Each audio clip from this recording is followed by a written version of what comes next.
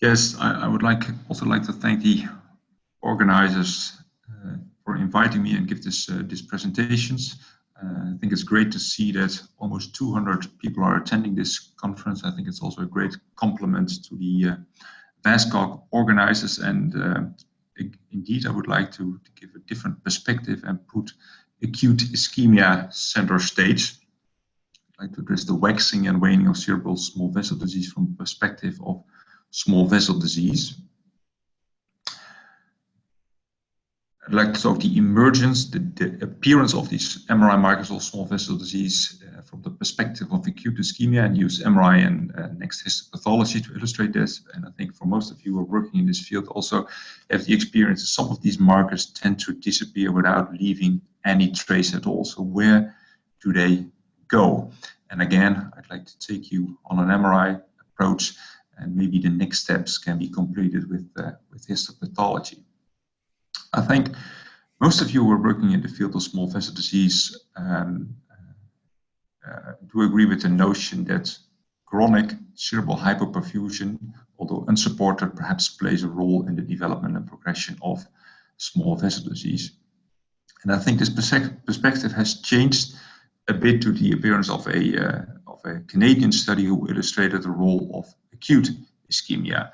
Once again, to remind you, the concept of small vessel disease is a rather complex one, is that we tend to believe that what we see on conventional MR imaging, like the white matter hyperintensities, the lacunes, the microbleed, are the result of diseases of small vessels, of cortical perforators or perforating arteries, and as such, they may result in these visible markers of small vessel disease on conventional MRI.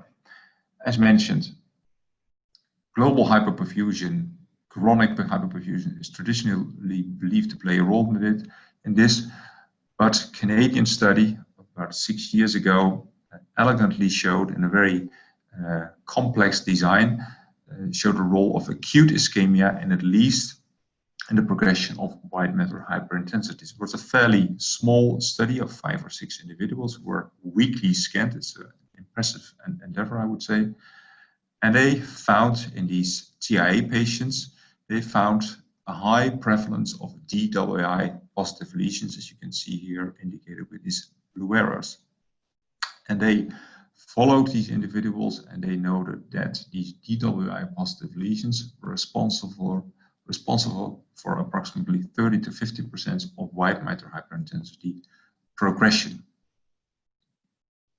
So this inspired us as in Nijmegen to investigate what will really be the role of acute ischemia in the emergence and progression of other MRI markers of small vessel disease. So let's say the lacunes, the microbleeds, how would they be affected by acute ischemia? So this describes our study protocol. And this was also, I think, a very difficult study to complete with great help from Annemieke Tertelfte and Kim Wiggetjes, who managed to investigate 54 individuals who were scanned each month, and we were able to collect almost 500 MRI scans, among them also almost 500 DWI scans, in which we were able to rate and to visualize DWI positive lesions, as you can see here in this figure depicted by the arrows. They are seen in cortex, but also in subcortical and even in cerebellar region. And the prevalence of these acute DWI positive lesions was roughly about 17%. So how did these lesions evolve? That was one of the main questions we asked ourselves in that study. I think it's important to distinguish between these supratentorial DWI positive lesions, so excluding the cerebellar lesions, and the cortical DWI positive lesions. Also, the minority of DWI positive lesions were seen in subcortical areas, and the majority of these lesions, 8 out of 9 visible subcortical DWI positive lesions, converted into conventional MRI markers of small vessel disease. So, for example, there were 2 DWI positive lesions in 2 different participants, and they evolved into a white matter hyperintensity. But in total, DWI positive lesions explained just a minor part of the progression of white matter hyperintensity in that cohort. In contrast, DWI positive lesions explained the majority of new incident lacunes. 4 out of 5 newly identified lacunes could be de-identified based on acute DWI positive lesions. Also, DWI positive lesions, perhaps a little bit to our surprise, explained 3 out of 10 new microbleeds. And if we move to the lower part of the slide, 21 cortical DWI positive lesions converted into exactly 0 chronic incident cortical microinfarcts. We didn't see any chronic incident cortical microinfarcts, and these 21 cortical DWI positive lesions seem to disappear without leaving any trace at all.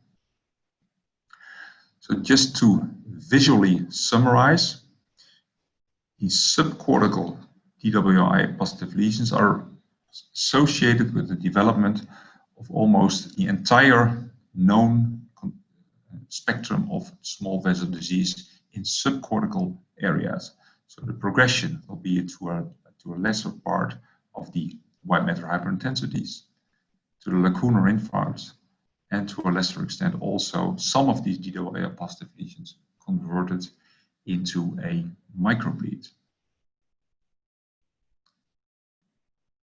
Alternatively, these cortical DWI positive lesions, as visualized here, did not make it into chronic cortical microinfarcts. None of the 21, the majority of these DWI positive lesions did make it to a visual chronic cortical microinfarct. And I think most of you who are working in the field of small vessel disease and stroke use DWI positive lesions synonymous with acute ischemia. But in fact, we really don't know whether these DWI positive lesions, particularly within the framework of small vessel disease, really represent acute ischemia. This was also one of the questions of, again, Annemieke ter Delfte, who went to Harvard, Boston, under the supervision of Steve Greenberg and Susanna van Veluwe, to exactly investigate these questions. Is the emergence of the MRI markers of small vessel disease, which we believe that acute ischemia plays a role, is it really due to acute ischemia? And can we find is the pathological verification for that? And she took an interesting approach. She investigated this in patients with cerebral amyloid angiopathy. So just to clarify, not in patients with sporadic small vessel disease, but patients with proven CA and autopsy. She also took a few controls and did post-mortem neuroimaging according to the protocol as outlined below. Very small voxel sizes, and it took her quite some time to scan all of these brain slabs. Maybe the first surprise was that she was able to indeed visualize DWI positive lesions after death. And she qualified cortical microinfarcts into acute versus into chronic on the basis of existing criteria. So DWI positive lesions and T2 positive lesions, as indicated here on the right panel, were indicative of acute ischemia, resulting in an acute cortical microinfarct, which is also visible on T2 imaging. And on the other hand, we have DWI should be a minus DWI negative lesion, which is visible on the T2 image, and this represents a chronic cortical microinfarct. As you can see here, there's no DWI signal. You see a clear T2 image, T2 lesion here on this right lower panel.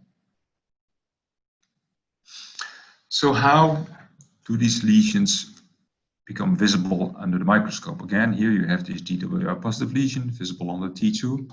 You clearly see This is, I think, is already a major accomplishment that you can retrieve and see these very small lesions back under your microscope under staining. And then she looked in more detail what was going on in these DWI positive lesions, and indeed she found this indicative, so this DWI positive lesion indicative of acute ischemia in this cortical area. Again, here this is a magnification of the area you see here.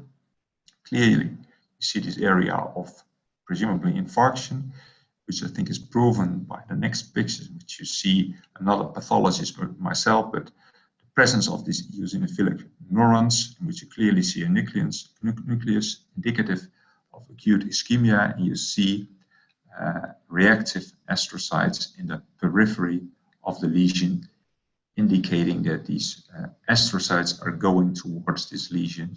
And to summarize this picture, I think this nicely, elegantly shows this DWI positive lesion indeed within the framework of small vessel disease in CAA patients reflects underlying acute ischemia.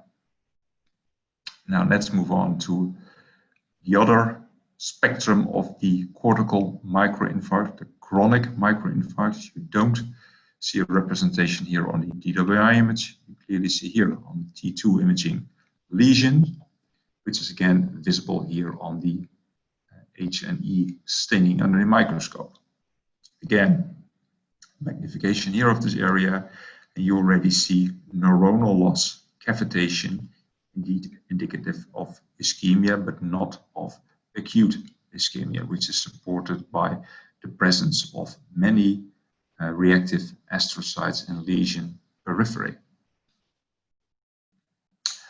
So yes, there was evidence that these small DWI positive lesions that we very much know in our stroke field, also in a type, very special type of small vessel disease, represents acute ischemia, and in this case represents acute cortical microinfarct, and that ex vivo DWI, so DWI images obtained after death, can still be used to detect these acute ischemic lesions.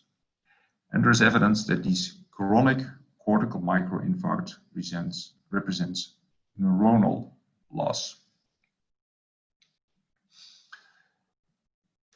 But as mentioned during the start of my presentations, I think most of you are familiar that many of these lesions, and I also mentioned already how this was in our study, most of these acute ischemic lesions seem to disappear.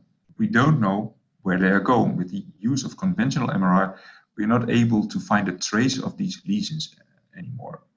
And we took, as part of our intent study, another MRI approach to see whether we could find traces of these MRI markers of small vessel disease indicating acute ischemia, and whether we could see still traces of these lesions in their brains. So just to illustrate the concept I've just shown you, so these acute cortical infarct seem to disappear in all of the participants. They don't leave any trace at all, at least not according to the classic conventional criteria of cortical microinfarct. Just to illustrate here, you see a magnification of an acute DWI positive lesions, which is clearly visible in the acute phase, the flare. But then in the last follow-up, but in most cases, we already didn't find a trace after the initial scan, after we witnessed it in the acute phase. So 4 weeks after the acute phase, we didn't see it anymore. And usually this was a couple of months later, and we don't find any single trace with DWI, with T1 imaging, or with flare imaging of these lesions. So they all seem to disappear. Where did they go? What happened? What's the underlying pathophysiology? So for that we used R2 star imaging, again based in our RUN-EMC intense study, 3T MRI protocol. And this R2 star makes use of quantitative in vivo assessment brain iron determination. I will leave the details for here, but there is some post-mortem validation for this from the Graz group. So you can quantify iron in particular areas in the brain. So what we found is that in the acute phase, 9 out of these 21 acute cortical microinfarcts were visible on these iron imaging, so to say, on this R2 star MRI.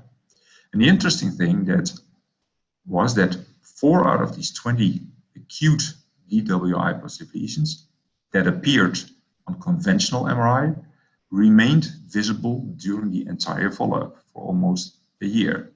So in other words, when with conventional imaging we had the impression that we lost all of our cortical microinfarcts, all of our acute cortical microinfarcts, we were now able to capture about a quarter all of the acute cortical microinfarcts that apparently converted into a cortical microbleed. And this is just a figure to illustrate this. This is again in the acute phase. You see here the acute DWI positive lesions. And on the follow-up T1 imaging, you don't see a lesion at all. And you have to believe me, we didn't see it on FLAIR or T2 either. So this lesion seems to have disappeared without leaving any trace. And if we now make this follow-up R2 star imaging, again, this quantitative iron approach, we see, and I hope you can see it here, we see a trace of iron in the brain. And if you carefully look at susceptibility weighted imaging, we also see a trace, maybe even clearer, of iron in the specific area in the brain. So it remains invisible with conventional radar, but we were able to disclose the course of these acute DWI positive lesions in about a quarter of all of these patients with R2 star imaging. There are also the majority, 75% of the lesion, even with R2 star imaging or with SWI imaging, remain invisible during the course of a year. So to summarize, waxing of MRI markers of small vessel disease or the emergence or progression of small vessel disease, what exactly is the role of acute ischemia? Well, I think acute ischemic lesions, DWI positive lesions, contribute to the spectrum of conventional markers of small vessel disease. They're not the most important cause of white matter hyperintensity volume increase, but they play an important role in the development of lacunar infarcts and of microbleeds. And there is now, for the first time, thanks to the work of Annemieke, histopathological confirmation that also these very tiny DWI positive lesions in the cortex really represent ischemia, at least in CEA patients. I've also shown you that many of these MRI markers of small vessel disease seem to disappear, particularly those MRI markers that initially reflected acute ischemia. Where do they go? Well, I've shown you that some of them convert into cortical microbleeds, and with this MRI technique, this R2 star image, and also SWI image, I think we're able to capture the course of these lesions. I think the next step, I'd like to finish by that, is to unravel the cause and cause both these acute cortical DWI positive lesions, but also, maybe even more important, also of these chronic cortical microinfarcts, because even independent of larger lesions, let's say hemorrhages or infarcts, they play a dominant role in the development and progression of cognitive decline in patients with small vessel disease. So I'd like to finish up by that, thanking an enormous group of people who contributed to all of this work, and I'd like to thank the granting organization. I'd like to hand over to Atticus back again. Thank you for your attention.